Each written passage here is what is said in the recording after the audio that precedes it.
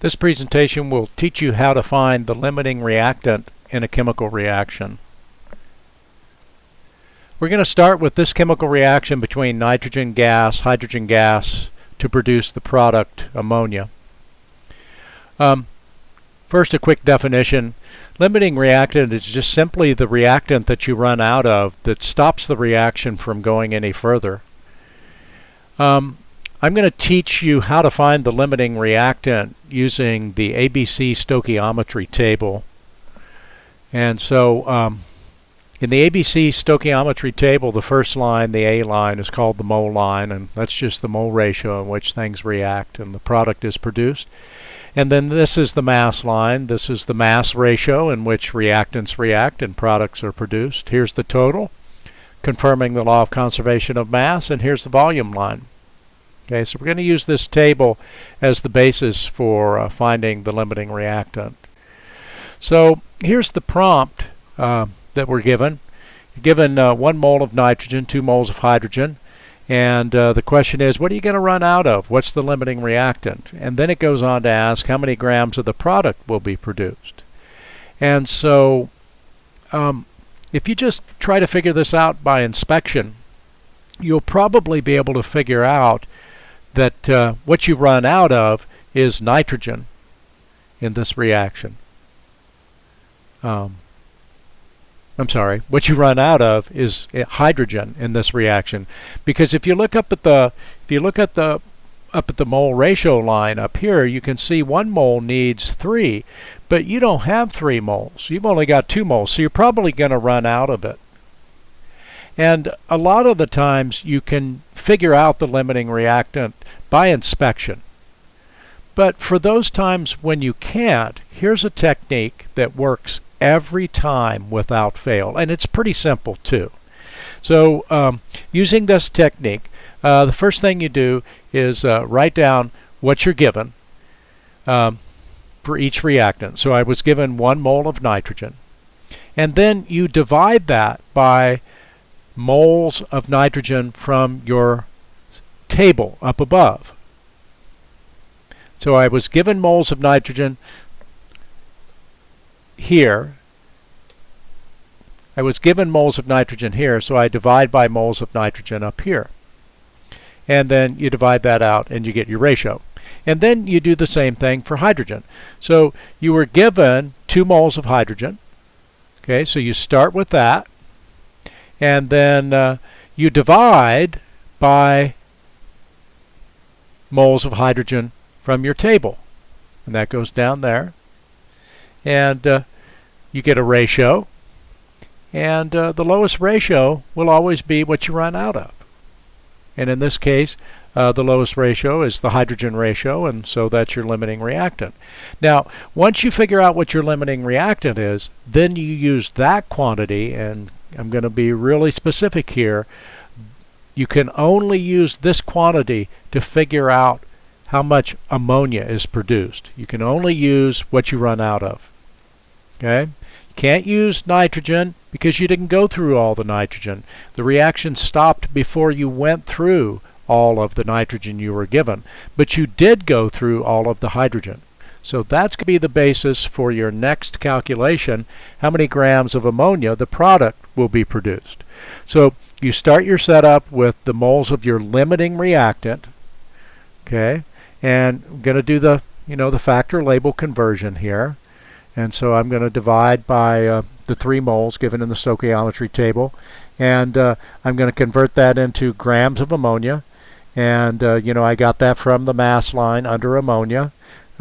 Cancel moles of hydrogen, and there's your answer. Now again, the key here is once you figure out your limiting reactant, which in this case is hydrogen, you got to start with that quantity to figure out your product.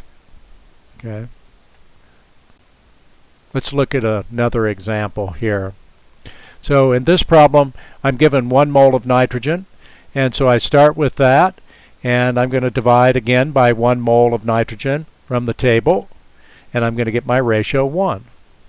And then you do the same thing for the hydrogen. Given 4 moles of hydrogen, divide by what comes from the table, and you get a ratio there. Now you'll notice that the nitrogen ratio is the smaller of the two, so it's the limiting reactant now. And again, inspection would probably show you that, because the mole line says 1 needs 3, so down here 1's only going to need 3. You're going to have an extra one left over, okay, in terms of moles. Okay. Now that you know that nitrogen is your limiting reactant, then you can use that as the basis of figuring out how much product is produced. So again, I start with 1 mole of nitrogen.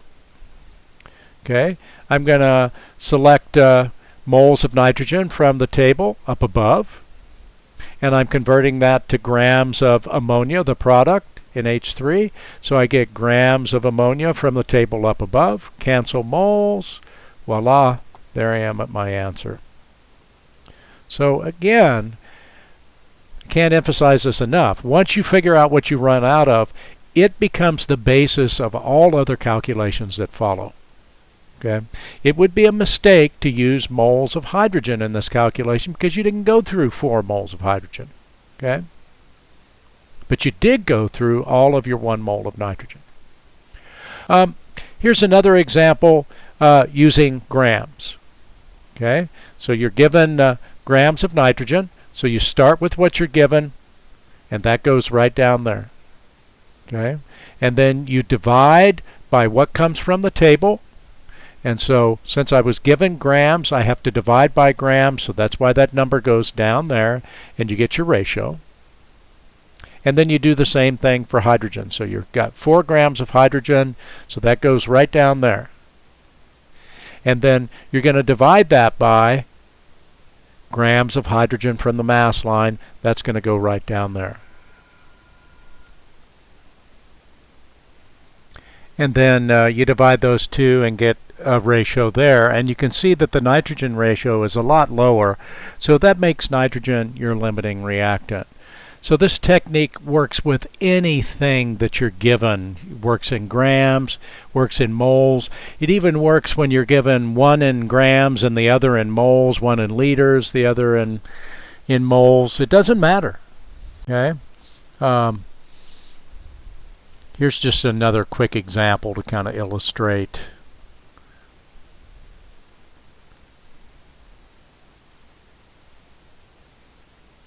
And again, nitrogen over here is the lowest ratio there, so it's the limiting reactant.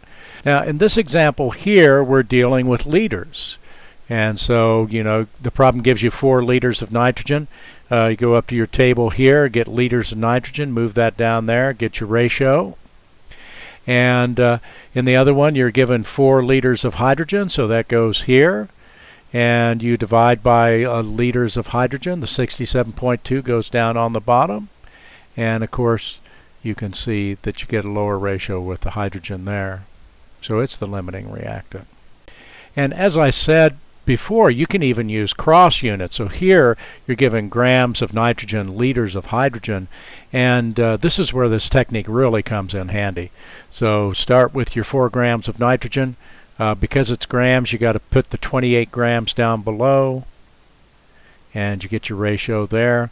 And then you put your 4 liters of hydrogen right down here, and now you divide by liters of hydrogen. That goes on the bottom right down there.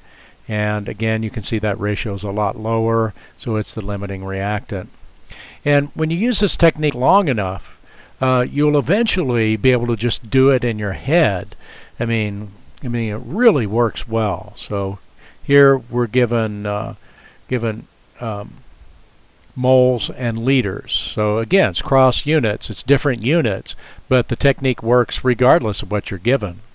So there's 4 divided by 1, which of course is 4.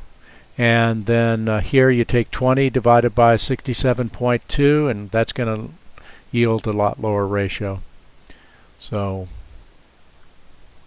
hope you find this technique useful. It's pretty quick, pretty simple, pretty easy.